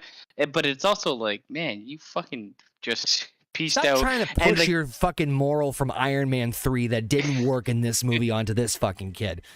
Yeah, it the way he went about it is like wrong completely. And I mean, it's like, well, I had FBI, and the people are like, share your fucking information. You know he's curious. You know he's going at these things. I was about to say that is the only thing I think that I have a bit of a frustration with. Like, if it was anything else where, like, Peter, I mean, I get it, and I see it as used as a plot device to prove the point, and then you know, take the suit away. I sort of get that, but I feel like it's a little.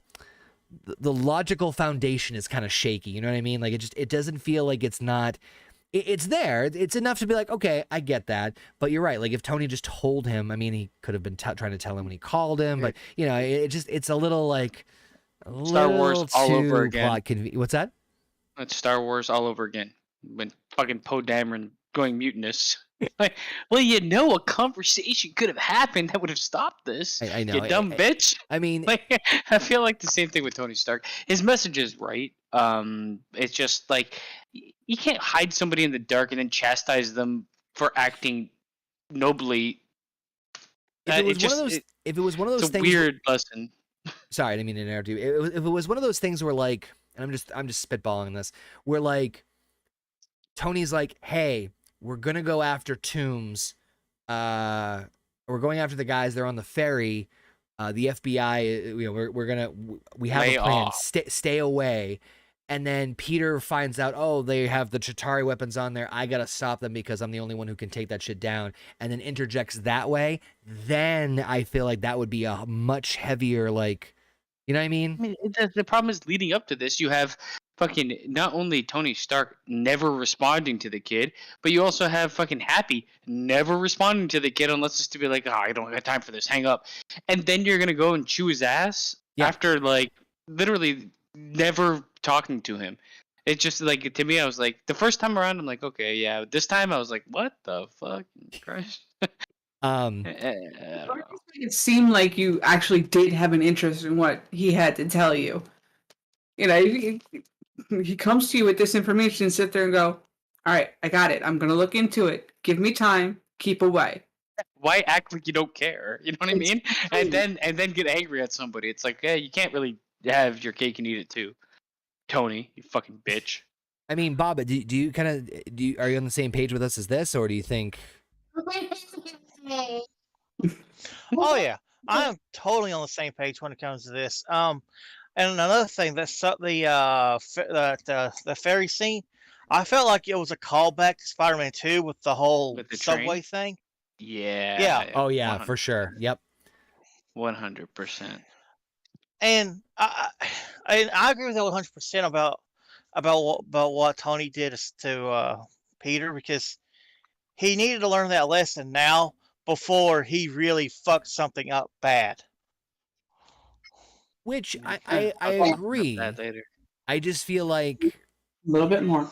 and maybe this is just me nitpicking a little bit, but I think that the it could have been handled a little bit better. You don't need to teach that lesson almost killing several people.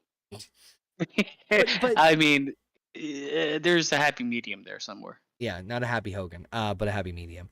So Well, he at doesn't this answer. point, Peter resumes his life as a student and spends more time with Ned. Peter finds Liz at school and finally admits to liking her, which she already knew. He then asks her to the homecoming dance, which of course she accepts. On the night of the dance, though, Peter goes to pick up Liz, only to learn that her father is none other than Adrian Toomes. After some awkward photos, Toomes then drives Peter and Liz to the dance, and as Liz tells Adrian about Peter's background in the events at Washington, he slowly starts putting together the pieces of Peter's circumstances and realizes that, of course, he is Spider-Man. Liz leaves the car, and Toomes quickly threatens Peter by telling him to stay out of his business, or else he will kill him and anyone he cares about. So, I just need to say this In the before we entire throw it. movie. Here's the thing. I both love and somewhat hate this at the same time. The reason being is because I think the twist, okay, it's not like shocking, but I did love it in the sense of, okay, now we're going to add that into the whole mix. That's an interesting part of it that I'm not saying it's heavy. I'm just saying it's an interesting part. I think the scene itself with like Keaton doing the, you saved my daughter's life, I'm grateful. Almost like a Godfather, kind of like, I'm going to make sure you do, I'm going to fucking kill you. Like, kind of like that. I loved the whole thing. The car ride. The only part, I shouldn't say hate, but the only part that I'm a little like, how the fuck did he figure it out?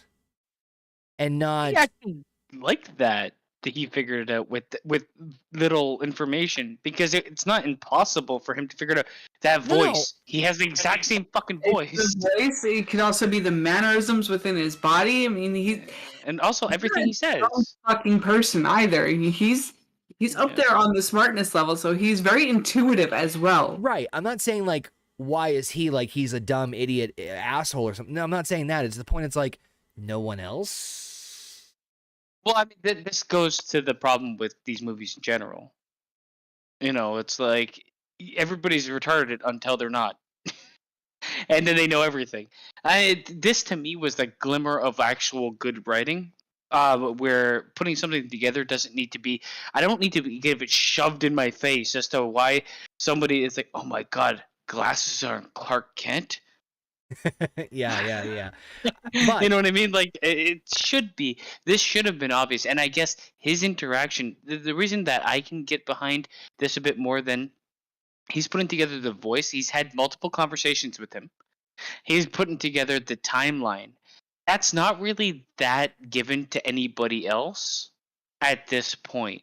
How many people have had a conversation with Spider-Man that have also been like true, that yeah, into his other version of life? Like his like, Okay. you disappeared at my party. You did this, and his like the timelines are kind of Yeah. clicking for me. So I can get behind this. This is actually my favorite scene in the entire movie, and I'm why right there with Michael you. Keaton saved this movie Yep. for me. Yeah, I'm right there with you. And It's my Tom Holland gets to fucking act for once. I don't know. I don't know. I don't know. The idea of Peter like fucking like comatose the entire time though is just a little. Yeah, it was like, I mean, not the like he gets to, his acting comes a bit later, but it's not. No. I meant in the sense of like when he's like panic stricken over the fact that he's with Adrian Toomes. It's like he doesn't know who the fuck you are. Why are you worried about this? I think he's more worried about the fact that he knows he's the bad guy. Yeah. And he doesn't know what he's gonna do. I mean, this is the first time he's actually like encountered a bad guy that wasn't just. You should fight this person because we're only going off Civil War at this point in time, or somebody's breaking into the car. True. Like they'd never really looked at like a more diverse situation where you might be in too deep. And like, I mean, I have a feeling he asked her to the dance. He's obsessed about her for a long time. The guy is like really into this girl, so having that be the caveat is like, now I have to make the decision whether I'm going to pursue what every teenager would want to do, the Right. girl, or become the man and throw that shit away. But I agree with you that this is the best scene in the movie, in my opinion. Not taking anything away from that. I mean, what do you think? What are you thinking, Bob? How'd you feel about this part? Oh yeah, 100% the best part of the movie. You can actually feel, the first time that Tom Holland's filling out the character instead of it being a campy cheese fest. And I mean, I think this is Michael Keaton's best scene too. Yeah. I mean, Michael Keaton consistently kills it. Oh yeah. But this is where he's like creepy as fuck. This is where like at the beginning I felt bad for the guy. I don't feel bad for him anymore. Did this happen before or after Birdman? This is where Michael that switch of I'm Batman. After, because it's just that whole freak that he nails. Oh yeah. I mean, imagine an adult Birdman talking to a kid was this way. 2016. Yeah, so it's after Birdman. But imagine an adult talking to a kid this way.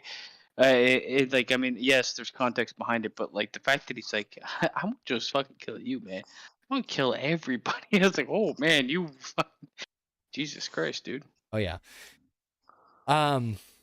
So during the dance, of course, Peter learns that Toomes' plans to steal a shipment of weaponry from the plane coming from the Avengers Tower heading to their new headquarters, as Happy had mentioned earlier in the movie, that they were moving all the equipment out of there. Peter ditches Liz and rushes to get his homemade Spider-Man suit in order to top Toomes.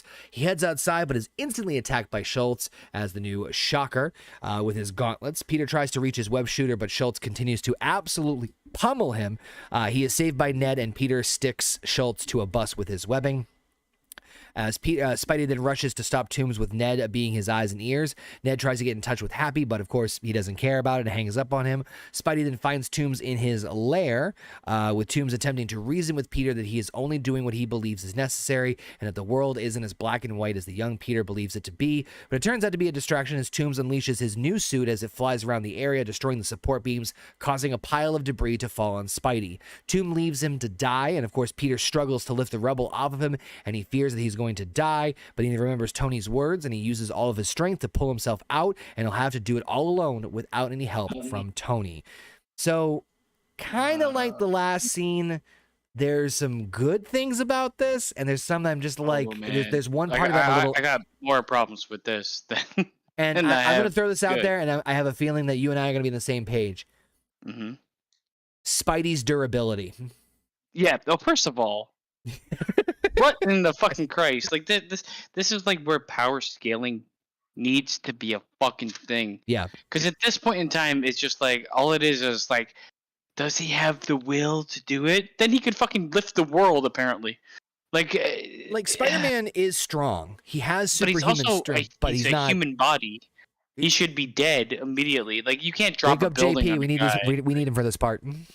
I mean, it's not just that though. Like, am I missing something? How was he controlling his suit? The The fucking eyes. bad guy. Oh, remotely. He had a remote on the other hand. Oh man, it felt like he was just like mind controlling that shit, man. the scene when he's on the table, like when Peter catches him in the warehouse, Yeah. he's got two hands on the table and Peter webs one of them, but he doesn't web the other one. The other one has the remote. He's like, plus I needed time to charge her up. Beep. But he's driving it around in that specific method. Using the remote. Fucking... Yeah. Maybe I didn't see that because it felt like he had like fucking. Damn it, you didn't catch all the other Easter eggs in the movie. I'm just fucking with you.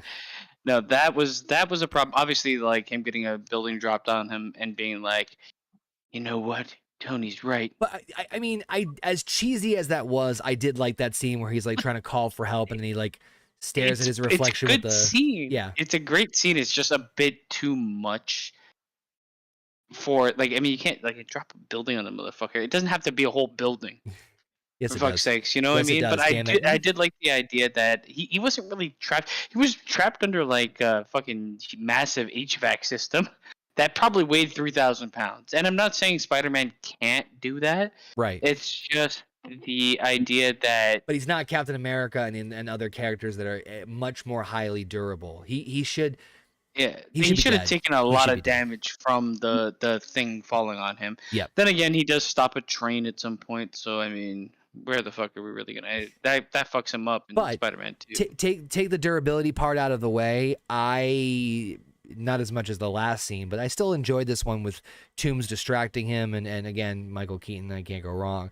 And I did like the scene of like he understands like, okay, I got to do this on my own and fucking like, you know, brah, and you know, again as like WTF it may be, the theme and the arc at this point, I'm all in favor of. And it was kind of good. I mean, the one thing is Spider-Man. We've already seen him in Civil War. He's proven that he can technically go toe to toe with some of the other superheroes. Right. So him versus Toombs, like this is what Marvel tends to do. They tend to handicap their heroes going against their villains, so that it's a fight up. But the problem is, why? Right. Why not make a villain that you don't need to handicap your hero for? Because like, oh, they need a growth process or some shit. Yeah, I get that, especially for the lower end villains. This one to me worked. The handicap, I was a bit more behind. There was a reason for it. There's a growth process involved. It's also that like this is the origin story that we're getting for this version of Spider-Man. So there needs to have that stumbling block, and that stumbling block, I prefer it to be like a learning curve instead of like you aren't getting the tools you're normally used to having. Right. It just seems like, obviously, I don't know. It just feels like having The Rock fight Vince McMahon with his hands tied behind his back. You know, like, I don't really like that so much, but they did a decent job with that idea, I guess. But what about you, Heather? This scene is, again, just like everybody else is saying, is just, yeah, the inner JP here, he should be dead. Mm-hmm. But I mean, is this before or after he fell 1,000 feet into water? After. Because he should be dead multiple times. Well, I mean, at this point. the water, I can believe a little bit more, but like I cannot. You drop 1,000 feet into water, you might as well be hitting concrete. but he was You're wearing a dead. suit. because there are people out there in the real world that have done it and I mean, survived. there's people out there that have dropped 1,000 feet into fucking a bush. I'm just saying is that I can buy it a little bit more. I'm not saying it's perfect, but I'm just saying I can buy a little more than that. Hell, I even would have said like he would have been in much worse shape from just the Shockmaster or fucking Shocker fight with the buses and shit. Have you ever belly flopped? Yes. Yes. And that's like 5 feet above water. Yes. He's dead. Yeah, yes. We here all understand that side of it, basement. Yeah. No, I mean, I guess, yeah. There are people out there in the real world outside of the movies that have dove 1,000 feet and been perfectly fine. I don't know who these people are, but they're probably dead. What about you, Bobbit? How do you? I'm agreeing with everybody. There's 2 times in this movie he should have been fucking dead. This part, and when he goes to the fucking airplane engine. Oh, we'll get there. Oh yeah. Oh my god. There's multiple. This is There just should the have been a starting bullet point. trail behind You know that fucker. I'll just say it This is now. the starting point of death. For me, after he fucking gets knocked around in the bus parking lot, he should have died at least 4 times. I'd also say he learns nothing. Like maybe at the end of the movie, but to this point, he's the dumbest motherfucker in the world. There's a reason that like at some point in time the police stopped giving chase because you're putting people at risk. And this stupid little bitch puts everybody at risk at some point. With everywhere he goes. Yeah. But I'm doing right. Right. Mr. Stark, am I doing right? Yeah, that's all that Well, matters. you killed 15,000 people. Yeah, so he's fine. But I guess. So at this point, Spidey latches onto Vulture's suit and intercepts the plane. Toombs tries to gather what he needs, but Spidey foils his plans. Toombs, of course, gets in the suit and finds Spidey on the plane. They knock out the turbine, sending the plane toward Coney Island. Spidey is able to maneuver the plane away from the city and onto the beach as it crash lands. If anybody was working overnight in that fucking little hut there, or the fucking food, Or anybody on the beach at night, which gone. is the thing. Toombs attempts to get away with his weaponry, but Spidey tries to warn him that that his suit is about to explode. Toombs tries flying away anyway, but of course the core blow up and he goes crashing down. Spidey finds Toombs and saves him, but he leaves him next to the rest of the weaponry for Happy and the police to find later, leading to Toombs getting arrested. Couple things about this scene. Again, should be dead at least 3 times.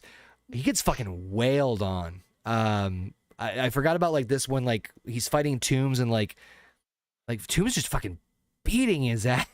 I was always thinking, like, why doesn't Toombs have those fucking electric fists? Well, I guess he had it looked like he had like a variation of them, but they just weren't electrified. I don't know why. Yeah, because it looked like he had some I sort of don't like gauntlet very similar to it, or actually similar to Arcane Gauntlet. the or similar to the Crossbones thing that Crossbones had at Civil War. But It's the same idea. right. But I also, I don't know. There's something that was nice about like Peter saving him. No dialogue needed. That needed to happen for him to be the hero that he is. And I think it like has repercussions later on in this movie, post credits type deal. There was part of the fucking plane engine that fell on the city, right? Or did I not get that? Don't There worry. might have been, as a plane falls apart while it's in the air, of course it's going to be over the fucking city. I mean, there was a gigantic engine that fell out of the sky at one point. It's fine. It's all good. It's all right. It's fine. There's nothing wrong here. Moving on. He goes back to school. Mary Jane's family has been killed by an errant engine. Where's Aunt May? Well, airplane engine just came out of fucking nowhere. She was also at their house having sex with Everyone. everybody. How do you think she got the sandwich with the extra pickle squished down? Because she got squished down. So at this point at school, Peter finds out that Liz is moving to Oregon with her mother while her father is on trial. Great plot convenience. She is still upset with Peter for leaving her at the dance, but she says goodbye to Peter and hopes that he can figure himself out. Peter is back on the decathlon team, and Michelle is made captain, but she quickly mentions that she prefer her nickname to be MJ. Oh, it's a reference. Understanding fucking 16-year-old I've ever seen in my life. Yeah. It's like, you know what? My life's in ruin and I'm moving away, but, I hope you figure your stuff out. Relatable. Goodbye. Peter then gets a text to go to the bathroom. Happy is there, thanking Peter for what he did. He then tells him that Peter that Tony wants to see him. First of all, I don't know why, but that awkward scene in the bathroom where the kid fucking flushes the toilet and he goes to like wipe his hands and that just like. I just love they gave him the time. I don't give a shit. I fucking laughed at that part. I thought that was funny. So Tony and Happy bring Peter to the new Avengers headquarters. Tony then presents Peter with a brand new Spider-Man suit, telling him that there are reporters behind the wall waiting for a big announcement, meaning Tony is about to officially make Peter a new Avenger. However, Peter turns Tony down, saying he prefers to be a friendly neighborhood Spider-Man for now. Peter leaves and asks Tony if this was testing him and whether or not he passed, and Tony seemingly confirms it, adding that there are no reporters. However, Tony is actually surprised that Peter made the mature choice of turning him down, and that there really were a bunch of reporters outside, with Pepper coming hang out, asking where Peter is. She's frustrated that he walked out, so Happy covers them by giving Tony a ring so they can propose to Pepper to kind of defuse the whole situation. When Peter gets home, he finds a bag from Tony on his bed. Tony's convinced and has given Peter back the original Spider-Man suit from the beginning of the movie. Peter then proudly puts it on, not realizing that Aunt May is behind him, leading her to blurt out, "What the f-" and cut to the end credit scenes. I freaking loved that. Yeah, it was It's a great yes, bit. I'm in a Marvel movie. And not the last time they pulled this shit in the Spider-Man movie in the MCU, but I I think did like the fact that he put on the costume and looked at a wall. Like he was essentially looking at his fucking bunk bed while he was like, "Oh my god, I feel great." Was I the only person that caught that? Because you normally do that shit in front of a mirror, but he's like, "Nope." I got some wall. I fucking fucking, love I this never bed. thought of that. Oh my god, that's so fucking what the like, are you not looking at the mirror? That's what she was saying, what the fuck too. Fucking great. Real quick, the end of it, I actually liked this. And again, I know that like I do too. I know that for the convenience sake of, oh, Spider-Man can come and go out of the MCU as he pleases, it was a great plot convenience as far as not having to have him come back if needed, or if things didn't work out. But I did kind of enjoy the fact of, no, I'm good, because obviously if he joined the Avengers, that would have been just a parade of a clusterfuck from like a narrative standpoint. But I think that speaking to the full maturity of the arc of Spider-Man, be like, nope, I got this on my own, or I enjoyed that part, and I think that the banter with him and Tony was kind of also a little cute too. Even with Happy saying, "I told you he was a good kid," even though you were a fucking asshole to him the entire goddamn movie. That's my problem. But I mean, it's 100% in line with where this movie wanted to be. It's smaller scale. It's teaching us that we are going to see a Spider-Man that's not at the Daily Bugle, that is going to be working his way through high school, and you don't want that to be part of the MCU. Right. Or like, yeah. the Avengers and that scale. You know what I Right. mean? Like you want, especially if we're not going to do a technical origin story for him, you don't want to attach him that quickly. No, and but so what I'm saying though is that I actually like the fact that it actually was a brilliant, not brilliant, but a very It's clever cleverly way to written. Yeah. have your cake and eat it too, in the sense of, Yeah, it's the perfect way to write the character that they were presented with the trials and tribulations they were presented with, and it also makes sense. The reason that it's so good is too because it makes sense with. I mean, now Tony Stark is proposing to Pepper Potts, which it's the right way for it to be happening. Like, I mean, I imagine him proposing, and that's kind of the way. It's right. a publicity stunt because they need something. But it was like the writing was on the wall. Right. That's how love works. What about? I like how this love works. I mean, it's fucking Pepper Potts and Tony Stark. That's true. I mean, what do you think of the way that the movie wrapped up, Heather? There was really no other way to wrap it up other than Tony just showing up at the apartment going, "Yep, you got it," and then leaving. Them doing it this way added a bit more depth to the ending. Yep.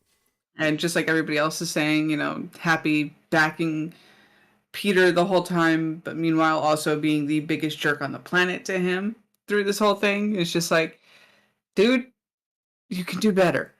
Lane, motherfucker. But then I harken back to him in fucking Iron Man 3, where every 2 seconds, badge. You say, yeah, total dick right there. Yeah, I understand the move there with him. Which I will say they do a better job with Happy in Far From Home. And I did want to add before you move on to Bobbit. Yeah. The him getting not his new Avengers suit, but his older Tony Stark Spider-Man suit was also the right call. Yes, I agree with you on that one. That smells like a new car in here, Mr. Stark. Bobbit, how did you feel about the wrap up at the end there with Spider-Man turning down the Avengers? I liked it because he really didn't need to be a part of the Avengers at that particular moment, and it would have just made things even more confusing. And the way that ended was just perfect. And I don't know if you're gonna get to the post credit stuff, but the way that ended, it was it had a nice bow on it, basically. Yeah, that's a good way to put it. I mean, can't disagree with that. But with the the mid-credits and end-credit scene are kind of interesting. The mid-credit scene kind of setting up a potential future for obviously future opportunities and villains with Toombs being locked up at the raft, and he runs into Gargan, who, again, if you guys know who Gargan is, Gargan is later to be made into the Scorpion, who mentions that he and other criminals are trying to come together to kill Spider-Man. Gargan then reveals that he heard a rumor that Toombs knows who Spider-Man is. Toombs then denies it, saying that Spider-Man would already be dead if he knew, with him leaving Gargan to see Liz and his wife visiting him. The after-credit scene, though, is a big middle finger, which I absolutely fucking love. With Captain America showing up in another PSA talking about patience and how sometimes being patient leads to things that aren't worth it. He then asks the off-screen director how many of these PSAs he has to do, and that's pretty much the end of it. Meaning it's like another fucking pointless end credit scene, which I love the Captain America thing. I even loved when they had him like in the PSA at the gym. He's like, well, I think he's a war criminal now. He's like, and here's your gym teacher, and he points to the wrong side. Yeah, I think he's a war criminal now or something, so don't take it seriously. Another thing, I love how like when Toombs meets up with the guy who becomes Scorpion, he's actually got a scorpion tattoo on his neck. Yep. Oh, I didn't catch that. Yeah, a little hint and nod if you there's so many. For those of you who've ever heard of the Marvel Roundtable or listened to previous episodes, I could list a shit ton of Easter eggs in these Marvel movies, but for God's sakes, it would take too long, and there are far better channels that can really sit down and take the time for it. But we're analyzing it more from like a moviegoer's perspective. Yeah, that's all they have time for. God's sakes, I do not have till 5 They a.m. also usually jump on it as soon as the movie comes out. Yeah, I mean, God knows they just released the Thor: Love and Thunder trailer today as of this recording, and so watch. My YouTube subscription feed is going to be chock full of analyzation. So we had 10 votes in the chat with the Spider-Man. What's that? I'm surprised my Twitter feed isn't full of it yet. Mine already is. So Spider-Man Homecoming, thumbs up, thumbs down in the YouTube chat. 100%, 10 votes giving this movie a thumbs up. So now it's time to give the final verdict of what you guys thought of this movie overall. And of course, the 0 to 10 scaling as far as what you would rate this movie. 10 being the highest, 1 being the lowest. And again, we're not holding a gun to anybody, but just out of curiosity from rewatching this movie, I'm going to start with Heather on this one. What are your thoughts about Spider-Man Homecoming, and what would you rate it out of 10? It was a good Spider-Man movie, but the Tobey Maguire ones were better for me because they were the first ones. They told the full story, and they had more than one villain. But for me, this one it was a good movie. It had an actor who actually looked like a child, playing a child, and acting like a child as well. So for me, it's kind of middle of the ground because at this point, I am so burnt out on fucking Spider-Man that No. I'm going 5.5. Huh, funny. That's actually, it's funny you say that. That's pretty much where I was going to go with that too. Spoiler alert. But all right. I'm going to throw it to Bobbit this time. Bobbit, what would you rate this? What would you think of Spider-Man Homecoming, and what would you rate it out of 10? As I liked the movie for what it was. I thought it was a good introduction to the character and setting up the whole universe that he would be in. And as this is not my favorite Spider-Man movie, but I'm honestly gonna give it a 7 out of 10. Okay. There was a lot that I did like. There was some things I didn't like, and overall, it's just a dumb, fun movie. Say a dumb, fun movie? Yeah. All right. Can't argue with that logic. So 7 out of 10 for Bobbit. Basement, floor is yours, sir. I mean, I don't think anybody. Well, I mean, we look at the chat. They're giving 10 votes. Everybody thumbs up. It's definitely not a thumbs down movie, but it's not a strong thumbs up either. It's just not really a strong movie in general. It's very paint by numbers. It does things safe. Is that technically a bad thing? No. Would I have liked a bit more? Like I'm gonna agree with Heather to a point. The first Spider-Man movies with Tobey Maguire, the first two are better movies than anything I've seen from Tom Holland, and I don't think it's the fault of Tom Holland at all. I think it's the fault of like The what writing. the writing, but also like what they thought they could do, what they didn't want to do, the trepidation between the character not technically being fully owned by MCU. Right. With what they had to work with, this movie came up pretty good, considering like what you talked about in the beginning with all the problems, Mm-hmm. Yep. how it was going to be made. And it also captures like a slightly different audience, a bit younger audience than the other ones.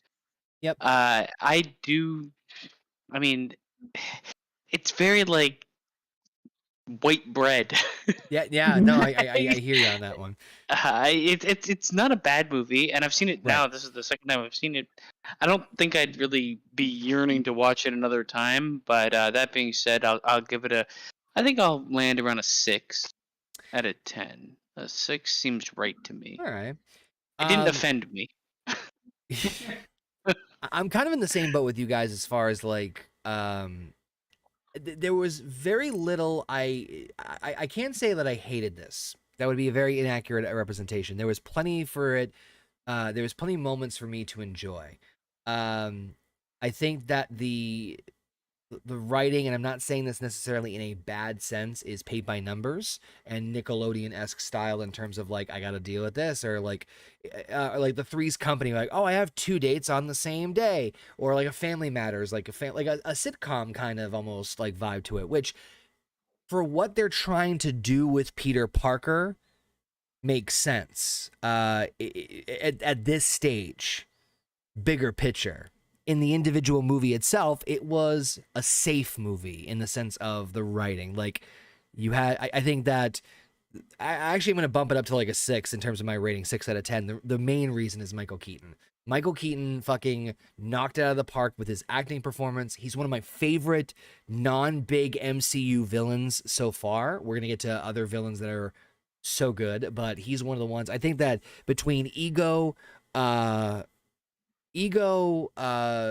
Adrian Toomes, and then we'll get to the next villain soon. The next episode, you have 3 very good Marvel villains, which has been a problem in the MCU for the most part. For the most part, with some exception. So, I did want to mention, Connor. This is also a movie that features multiple. I'm gonna say child actors, which is not necessarily true, but young actors. Yes. Yeah. And none of them are bad. No. Like there's nothing that like is really stand out bad. There's nothing really bad about this movie, but there's nothing really good about it either. I think the thing is that and it's maybe very similar to the animated cartoon in the 90s. This is first off, I love the animated show in the 90s. So I do too, but this is the closest version of live action that I've seen to the 90s cartoon, with a younger version of what would eventually be in those cartoons. What I'll also say is that, you compare, and obviously we'll talk about this again when we get to Far From Home. It's kind of tricky to compare these to the other Spider-Man movies, but here's what I'll also say about this, and also the relation to the MCU.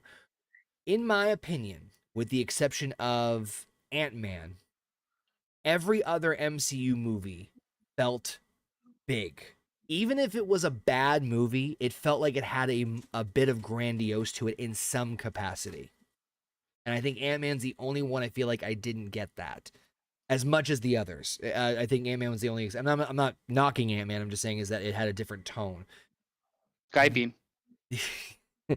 This felt like that as well, in the sense of like it didn't like you look at the other Spider-Man films with Tobey Maguire and Andrew Garfield, and even the bad ones still had that feel of this big time feel to it, right? Whereas this went the complete, in my opinion, polar opposite way. Not that you didn't have a good story, good acting, and a good climax.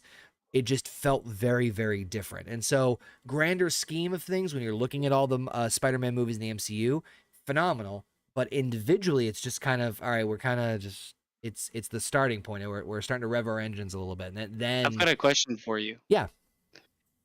And for everybody on this call, do you think this would have actually been better served as a Disney Plus television show? Yes. This version of Spider-Man in general. I would have to agree. Because the smaller scale works for Disney Plus. 6 episodes for this version, 6 episodes for the European vacation, and then just, I don't know, I haven't seen the third movie, so just make the third movie, I guess. It feels like a television show. That's the I would have to thing. agree with you, basically, because it would give them it would give them time to fix the flaws in the movie too. Yeah, like some of the origin things that you don't want to dwell too much on. You got a bit more time to actually devote to that. Some growth for some of the characters that you know they want to do something with. Because a lot of the characters just seem like prototypes, right? Yeah, I think you're right. I think that this would have been, especially if you had him cameoed in Civil War. If you kept the cameo in Civil War, have this be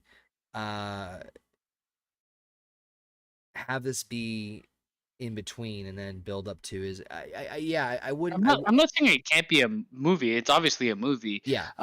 But we have multiple times referred to it as being compared to television, like Nickelodeon. A lot of the references that we've made have been very TV oriented, and especially if you want to get like Disney Plus off the ground and get going, it would have. I mean, this is a smaller scale. Tim, we're dealing with we have Tony Stark, but that's the movie. But the rest of the movie is very small scale. Yeah, it's a scavenger that's been done wrong by, for better lack of a term, the government, and now goes into business for his own. What I'll say is this: I think high school setting. I mean, it just screams TV to me.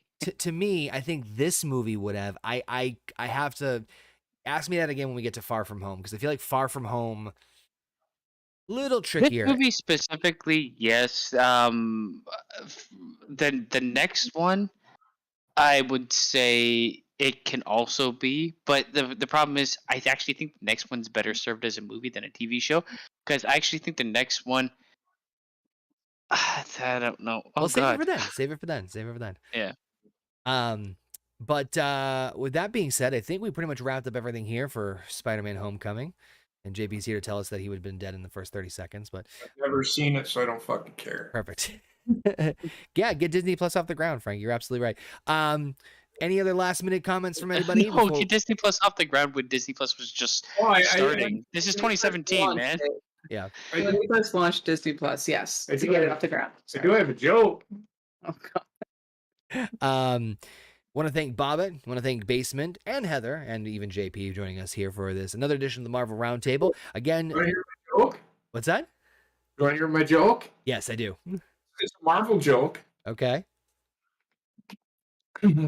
What's the difference between Iron Man and Aluminum Man? What?